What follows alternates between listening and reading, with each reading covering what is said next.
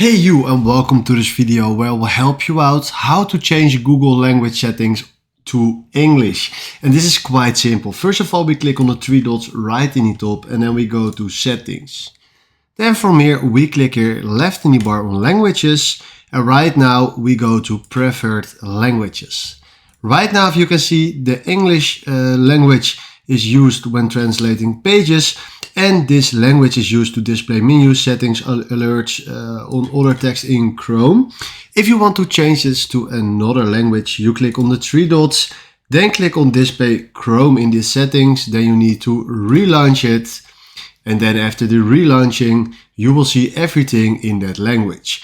If your language is not standing right here, you click here on add language, and then you can add your language, but for now we're just looking for the English. So now I will put it back, relaunch, and this is exactly how you can change your Google language to English.